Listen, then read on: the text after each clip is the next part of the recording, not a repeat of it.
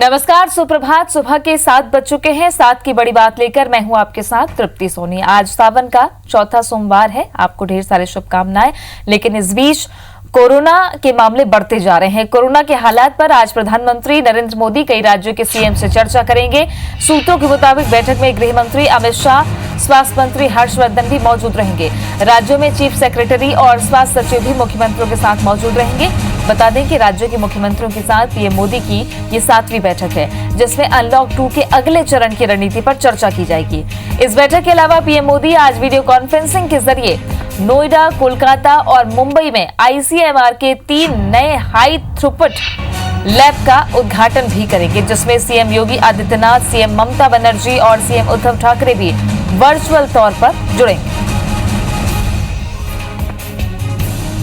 ICMR की 3 lab का उद्घाटन प्रधानमंत्री नरेंद्र मोदी करेंगे। साथ ही राज्यों के मुख्यमंत्रियों के साथ बैठक होने वाली है। इस बैठक में अलग अलग राज्यों में कोरोना संक्रमण के मामलों की जानकारी लेंगे प्रधानमंत्री नरेंद्र मोदी, और किस दिशा में राज्य सरकारें कोरोना नियंत्रण को लेकर काम कर रही है, इस पर भी जानकारी लेंगे। एक नया खाका भी तैयार हो सकता है कि आने वाले दिनों में क्या जितनी पाबंदियां लगाई गई है, अनलॉक में भी कुछ पाबंदियां हैं, क्या उस पर रियायत मिल सकती है, क्या स्कूल कॉलेजों में फैसला हो सकता है, इस पर भी नजरें टिकी है। हालांकि बड़ी बात यह कि लगातार कोरोना के मामले बढ़ते जा रहे हैं। हर दिन लगभग 45 से 50 हजार के बीच कोरोना के मामले निकलकर सामने आ रहे हैं। रिकवरी रेट भी बेहतर है। दूसरे देशों के मुकाबले कोरोना की रफ्तार भारत में बेहद कम है, जो जानकारी प्रधानमंत्री नरेंद्र मोदी ने कल मन की बात में भी दी। साथ ही एक बात ये भी कही कि कोरोना का खतरा टला नहीं है, ये अभी भी उतना ही घातक है, तो सारी सावधानियां बरतनी बेहद जरूरी है। राज्यों के मुख्यमंत्रियों के साथ चर्चा आज होने जा रही है और इस चर्चा के बाद पता चलेगा कि आगे अनलॉक की दिशा में क्या आगे कदम उठाए जा सकते हैं। बढ़ेंगे आगे। मध्य प्रदेश में आज 12वीं का रिजल्ट आने वाला है। मध्य प्रदेश 12वीं बोर्ड 3 बजे रिजल्ट जारी एमपीबीएससी करेगा। mpbsc.nic.in पर नतीजे देखे जा सकते हैं। आज दोपहर 3 बजे नतीजे जारी होंगे। वेबसाइट mpbsc.nic.in में रिजल्ट देखे जा सकते हैं। मध्य प्रदेश में आज 12वीं का रिजल्ट आएगा। बची हुई कुछ परीक्षाएं भी करा ली गई थी। दोपहर 3 बजे नतीजे जारी होंगे।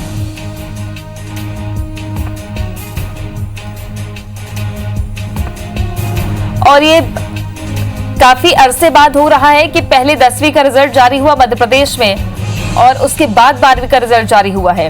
12वीं की कुछ परीक्षा बची हुई थी, जिसे बीच में करवाया भी गया। mpbsc.nic.in पर रिजल्ट देखे जा सकते हैं। 12वीं बोर्ड का रिजल्ट आज जारी होगा।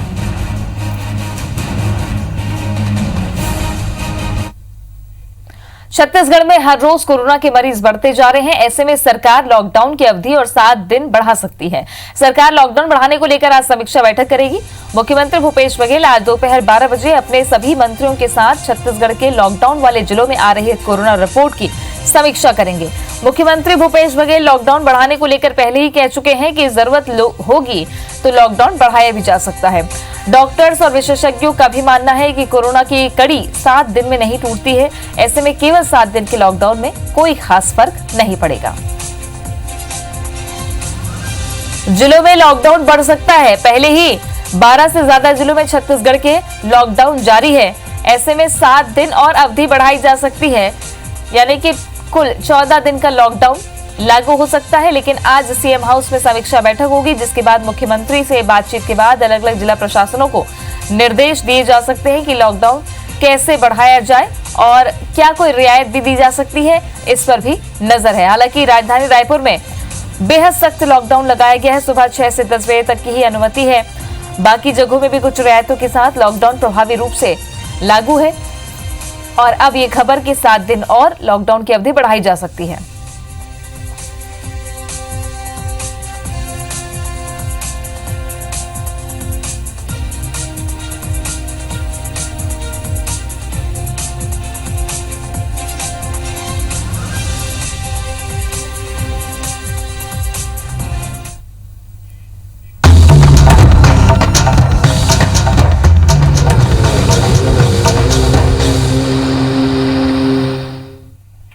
शिवमय सावन का आज चौथा सोमवार है। सावन का चौथा सोमवार आज शिवालयों में शिव की विशेष पूजा की जा रही है।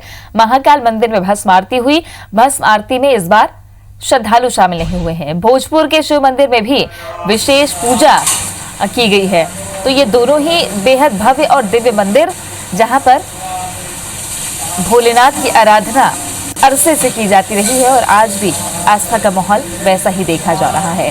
हर हर महादेव के जयकारों से गूंजता बाबा महाकाल का परिसर। ये तस्वीरें सुबह की, जब स्नान कराया गया बाबा महाकाल को, भस्म आरती उसके बाद की गई, विशेष श्रृंगार किया गया। लेकिन इस बार इस सोमवार में भस्म आरती में श्रद्धालु शामिल नहीं हुए, क्योंकि पहले ही पाबंदी लगा दी गई है कोरोना संक्रमण को देखते हुए कि बाबा महाकाल के दर्शन के लिए आप सिर्फ और सिर्फ वर्चुअल दर्शन ही उनके कर सकते हैं। पहले बुकिंग की भी सुविधा थी, लेकिन अब बाहरी राज्यों के श्रद्धालुओं को पाबंदी है। लेकिन इस बार सावन के सोमवार में बाबा महाकाल के दर्शन आम श्रद्धालु नहीं कर पाए। ये तस्वीर बेहद दिव्य नज़ारा, जहां श्रृंगार किया गया बाबा महाकाल का और विशेष आरती की गई। सावन का महीना भोलेनाथ को बड़ा प्रिय महीना है। महाकाल मंदिर की ये छटा, जहां आस्था का एक अलग ही संगम देखने को मिलता है। भस्म आरती की तस्वीरें जो न सिर्फ देश में बल्कि विश्व में भी देखी जाती रही हैं और बाबा महाकाल की अपनी ही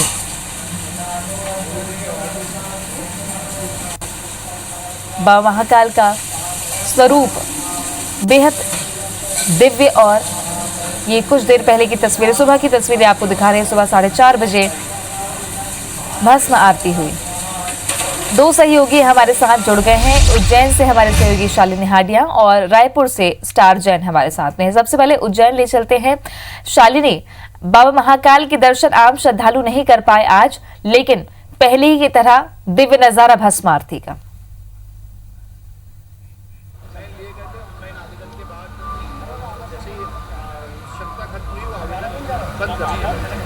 निश्चित तौर पर तृप्ति, देखिए प्रिय त्यौहार होता है, प्रिय माह रहता है शिव जी का और हर सोमवार बेहद खास होता है। आज चौथा सोमवार है और ये बेहद खास है क्योंकि 5 सोमवार इस बार है और ये चौथा है। ऐसे में जो भक्त चाहते थे कि जो दर्शन अभी तक नहीं कर पाए हैं, उनके लिए ये समय बहुत ही ज़्यादा महत्वपूर्ण है। सबसे पहले हम आपको दर्शन करा देते हैं बाबा महाकाल के। बाबा महाकाल को लेकर कई मान्यताएँ हैं और उन्हीं मान्यताओं में से एक नज़ारा ये है कि यहाँ की अगर सच्चे मन से प्रार्थना कर ली जाए तो हर एक कष्ट जो है उसका हरण हो जाता है। आज चौथा सोमवार है और इसके लिए खास व्यवस्था की गई है। देखिए तृप्ति, कोविड-19 लगातार जारी है, इसलिए भस्म आरती पर पूरी तरह से भक्तों को प्रतिबंधित किया गया है। हालांकि उसके बाद से सुचारू रूप से दर्शन आसानी से भक्त कर सकते हैं। मध्य प्रदेश के भक्त ही फिलहाल दर्शन कर सकते हैं। इस तरह की नई गाइडलाइन जो है वो हमने बीते सोमवार से देखी और ये बेहद ज़रूरी भी है। और इसी के साथ कितना ज़्यादा महत्वपूर्ण रहने वाला है ये समय, पंडित जी भी हमारे साथ हैं, उनसे समझने की कोशिश करते हैं। चौथा सोमवार कितना ज़्यादा खास और भक्तों को आज किस तरह की आराधना करनी चाहिए। जय श्री महाकाल। सभी को श्रावण मास की बहुत बहुत शुभकामनाएं। जैसा कि ज्ञात है, आज श्रावण मास का चौथा सोमवार है। भगवान महाकाल का सुबह भस्म आरती पूजन हुआ, उसके बाद में अभी 7 बजे आरती की व्यवस्था चालू हो चुकी है। उसके बाद 10 बजे की आरती रहेगी। शाम को 3 बजे करीब भगवान का श्रृंगार होएगा और 4 बजे भगवान की भव्य सवारी निकलेगी। इस दिन श्रावण मास के सारे सोमवार बहुत शुभ माने जाते हैं। खासकर विशेषकर चौथा सोमवार में भगवान महाकाल से आप जो भी प्रार्थना करोगे, जो भी भगवान महाकाल भगवान भोलेनाथ की पूजा करोगे, आराधना करोगे, तो उसकी विशेष फल की प्राप्ति आपको होगी और भगवान का आशीर्वाद आपको विशेष मिलेगा। अच्छा, सवारी में किस तरह की व्यवस्थाएं रहने वाली, क्योंकि भक्त तो ऑनलाइन दर्शन करेंगे, इस बार कितने दिव्य रूप में नजर आने वाले बाबा महाकाल? देखिए, सवारी का जो दिव्य रूप है उसको सूक्ष्म तो कर ही चुके हैं, क्योंकि कोरोना का काल चल रहा है। जैसे कि रूट परिवर्तन कर दिया गया है, पर इसमें विशेष ये हो रहा है कि जहाँ भगवान महाकाल की भेंट माता हरसिद्धि से नहीं हो पाती थी, इस रूप परिवर्तन में भगवान महाकाल की मुलाकात भेंट माता जी से हो पा रही है। ये विशेष इसमें इस चीज़ को बनाती है जी। तो बिल्कुल बेहद विशेष है, क्योंकि जिस तरह से रूट डाइवर्ट किया गया था उसमें शिप्रा तक नहीं पहुंच पा रहे थे, लेकिन ये अब अद्भुत संगम जो है वो हमें चौथे सोमवार को देखने को मिलने वाला है। और कोविड-19 की गाइडलाइन का पालन जो है वो बिल्कुल हमें मंदिर परिसर में नजर आ रहा है। तृप्ति बने रहेगा हमारे साथ में शालिनी। आकांक्षा भी भोपाल से हमारे सहयोगी जुड़ी हुई है, उनके पास भी चलेंगे, लेकिन पहले ले चलते हैं रायपुर। स्टार जैन हमारे सहयोगी जुड़े हुए हैं। स्टार, शिवालयों में आज कितनी रौनक देख पा रहे हैं? चूंकि लॉकडाउन भी चल रहा है, तो क्या भक्तों की संख्या पहले की तरह ही है?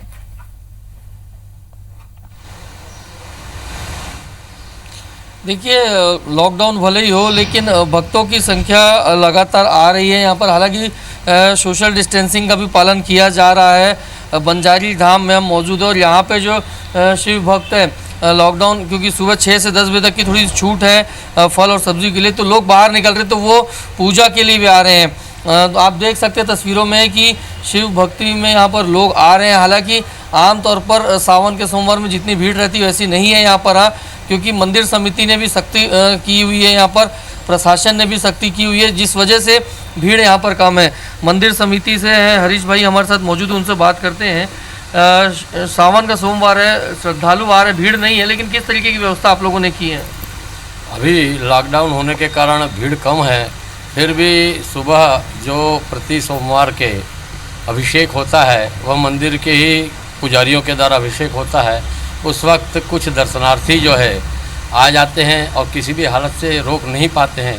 उनकी भावनाओं को देख के तो सोशल डिस्टेंसिंग के आधार पर भक्त जो आते हैं उनको दूर से ही दर्शन कराए जाते हैं। जी, देखिए साहब बता रहे दूर से ही दर्शन कराए जाते हैं। मैं एक नज़ारा आपको दिखाऊंगा कि ये सामने जो आप देख रहे हैं 3 कटोरे जो रखे हुए हैं, ये व्यवस्था की गई है जल चढ़ाने के लिए। इसी में आकर भक्त जल चढ़ाते हैं और सीधा शिवलिंग के ऊपर जल जाता है ताकि पास ना पहुंच सकें, दूर से ही दर्शन हो और सोशल डिस्टेंसिंग का वो पालन कर सके। कुछ भक्त हैं, उनसे बात करने की कोशिश करते हैं। क्या कहेंगे? सावन का सोमवार है, आप शिव की भक्ति में आज पूजा, लॉकडाउन में पूजा करने आए थे, फिर भी यहाँ अब पूजा करने का लिए आए थे भगवान की। क्या कामना करेंगे शिव भगवान से? मनोकामना पूर्ण करके बोलेंगे। देखिए एक एक करके ही भक्त यहाँ पर आ रहे हैं। मैंने जैसे पहले कहा कि आमतौर पर यहाँ पे भी काफ़ी भीड़ रहती थी, लेकिन वो भीड़ यहाँ पे दिखने नहीं है। युवा वर्ग है, उनसे बात करते हैं। शिव की आज पूजा करने आए, सावन का सोमवार है, क्या कहेंगे आप लोग? हम ये प्रार्थना करते हैं कि यहाँ महामारी फैले हुए है देश में, तो उसे ख़त्म कर दे भोलेनाथ, ये हम कामना करते हैं। बताइए आप क्या कहेंगे? पूजा करने आया हूँ, यही प्रार्थना है। देखिए एक एक मास्क पहने हुए भक्त आ रहे हैं, लेकिन जैसे मैंने कहा कि सोशल डिस्टेंसिंग और मास्क जो अनिवार्य किया गया उसका पालन यहाँ पर किया जा रहा है। चाहे मंदिर समिति के लोग हों, चाहे भक्त हों, चाहे पुजारी हों, दोनों चीज़ों का पालन यहाँ पर किया जा रहा है। और जैसा कि समिति से बताया गया, बंजारी धाम की तस्वीरें भी देख रहे हैं, बेहद खूबसूरत, जहाँ भोलेनाथ कि इस तरीके से आराधना की जा रही है, अभिषेक भी वहां किया जा रहा है। बने रहिएगा स्टार। भोपाल ले चलते हैं, हमारे सहयोगी आकांक्षा जुड़ी हुई है। आकांक्षा, भोपाल में भी लॉकडाउन है, ऐसे में क्या भक्तों की संख्या देखी जा रही है वहां पर मंदिर में?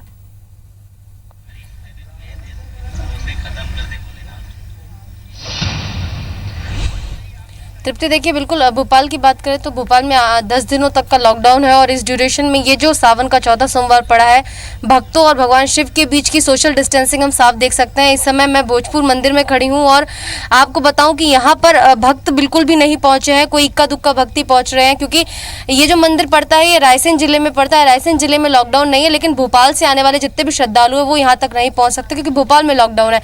ऐसे में यहाँ पर ज़्यादातर जो श्रद्धालु हैं भोपाल से ही पहुँचते हैं, तो रायसेन जिले के जो इक्का दुक्का जो श्रद्धालु वो यहाँ पहुँच रहे हैं। आप देख सकते हैं कि मंदिर परिसर आपको दिखेगा कि कोई बहुत कम लोग मंदिर परिसर में आपको दिखाई दे रहे होंगे। पूरा मंदिर परिसर जो है वो खाली रहता है। अमूमन ये पूरा का पूरा मंदिर इस कदर भरा रहता है कि आप अंदाज़ा नहीं लगा सकते, लेकिन चूंकि आज लॉकडाउन का पीरियड चल रहा है और ऐसे में भगवान और भक्त दोनों के बीच में दूरी है। सावन का सोमवार, बहुत सारे लोगों का कहना है कि ऐसा नहीं सोचा था कि सावन का सोमवार जो है इस तरीके से बीतेगा, लेकिन ये जो कोरोना महामारी है इसमें कोई कुछ नहीं कर सकता और ये ज़रूरी है है कि आप लोग सोशल डिस्टेंसिंग बना के चले। देखिए सावन का सोमवार है और ऐसा कहा जाता है तृप्ति कि ये महीना जो है भगवान शिव को बहुत ज़्यादा प्रिय होता है और जो कोई भी सच्चे दिल से भगवान शिव की आराधना इस महीने में करता है उसकी सारी मनोकामना पूरी हो जाती है। तो भक्त जो यहाँ पहुँचते हैं वो यही सोच के पहुँचते हैं कि भगवान शिव उनकी मनोकामनाएं पूरी करेंगे। देखिए बहुत मान्यता है इस मंदिर की और हज़ारों साल पुराना ये मंदिर, ऐसा कहा जाता है कि एक दिन में ये मंदिर बना है और आप इसकी पूरा का पूरा इसको आप देख के अंदाजा लगा सकते हैं कि मंदिर जो है वो पूरा नहीं बना है, यानी अधूरा मंदिर है।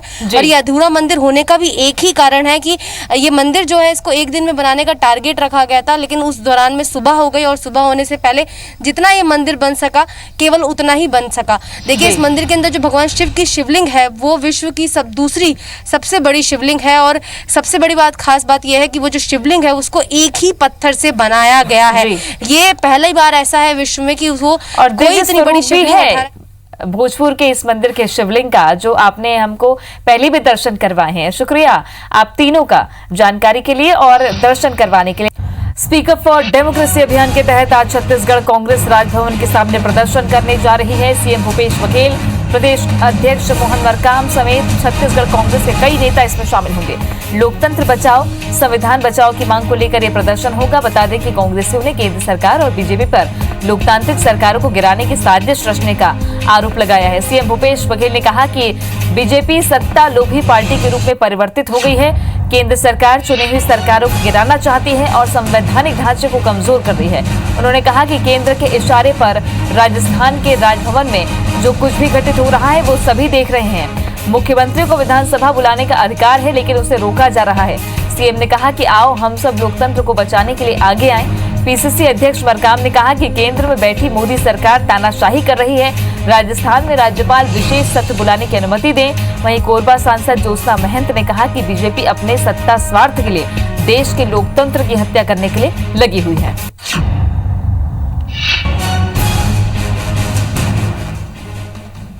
किसी भी मुख्यमंत्री को विधानसभा बुलाने का अधिकार है, लेकिन उसे भी रोका जा रहा है, जो निंदनीय है और ये संविधान को कमजोर करने वाला है। आओ हम सब लोकतंत्र बचाने के लिए आगे आए। भारतीय जनता पार्टी की मोदी जी की सरकार सूबों के लोकतांत्रिक तरीके से चुनी हुई सरकारों को गिराने का षड्यंत्र लगातार रच रही है। हम मांग करते हैं महामहिम राज्यपाल महोदय सत्र बुलाकर सरकार को बहुमत साबित करने के लिए मौका दे। भाजपा अपने सत्ता स्वार्थ के लिए भारत के लोकतंत्र की हत्या करने में लगी हुई है। राज्यपाल महोदय जी से मेरा आग्रह है, निवेदन है कि अपने संवैधानिक दायित्वों को समझें, निर्वहन करें और सत्र बुलाने की कृपा करें।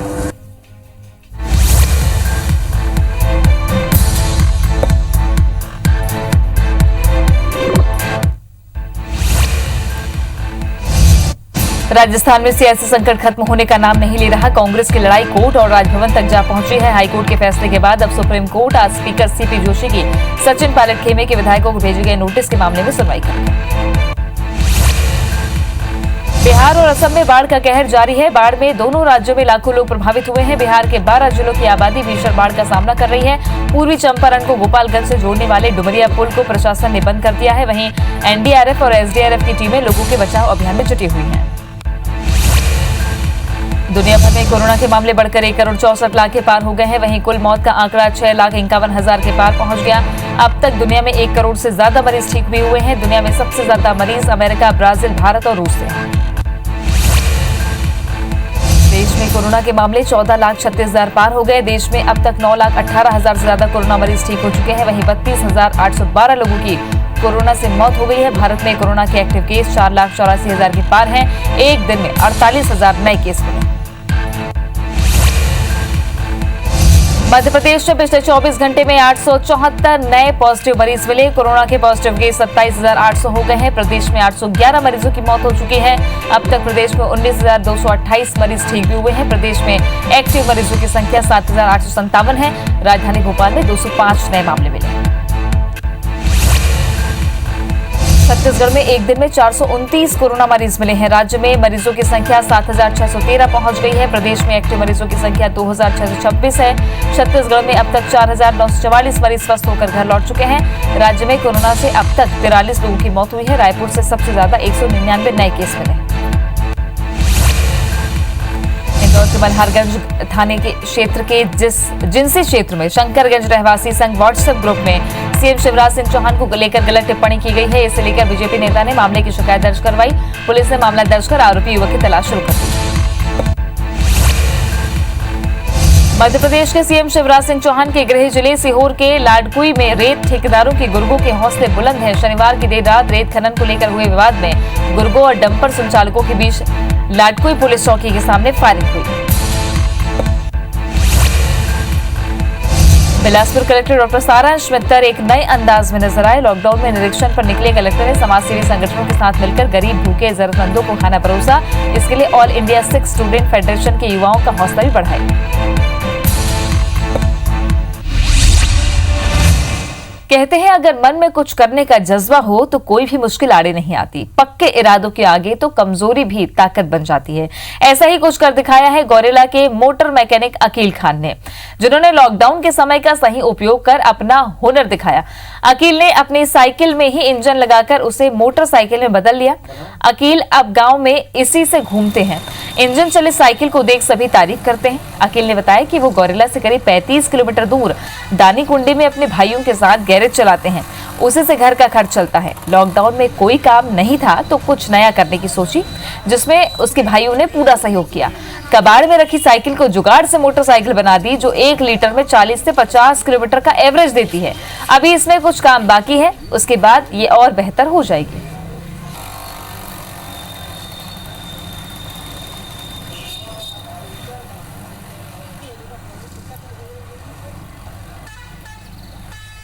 तो साइकिल वाला भाई अपना अशफाक खान, वो भी मिस्त्री है, वो और एक दूल्हा अलीम मिस्त्री, एक मैं अकील, तीनों भाई लोग इसको मिल के फिर इसको बनाया गया। तो 2 महीना लगा इसको बनाने में। हटा के बड़ियादू गांव में बिजली वसूली कर रहे बिजली कर्मियों की बाइक की चालानी पर्ची काटना पुलिस कर्मियों को उस समय महंगा पड़ गया जब बिजली कर्मियों ने पुलिस परिसर में चल रहे अवैध कनेक्शन को काटना शुरू कर दिया, जिसके चलते पूरी पुलिस लाइन अंधेरे में डूब गई। यही नहीं, बिजली कर्मचारियों ने मड़ियादू थाना प्रभारी के बंगले तक का कनेक्शन काट दिया। दरअसल मड़ियादू में पदस्थ बिजली कर्मी संतोष धुर्वे और सहायक कर्मी प्रभु यादव इंदिरा कॉलोनी से बिजली बिल वसूली कर लौट रहे थे। तभी मड़ियादू बाजार में वाहन चेकिंग के दौरान पुलिस ने इनकी जुर्माना रसीद काट दी। घटना से नाराज बिजली कर्मियों ने पुलिस कार्रवाई को गलत ठहराते हुए पुलिस निवास के करीब आधा दर्जन कमरों में और थाना प्रभारी के घर में अवैध कनेक्शन से चल रही बिजली कनेक्शन काट दी। मामले को बढ़ता देख दोनों विभागों के अधिकारियों के बीच बातचीत हुई और पुलिस की मिन्नतों के घंटों बाद बिजली कनेक्शन दोबारा चालू किया गया। और इसी के साथ की बड़ी बात में इतना ही। आगे देखिए छत्तीसगढ़ी भाषा में खबरों का बुलेटिन हमर बानी हमर गोट मेरे सहयोगी श्रवण के साथ।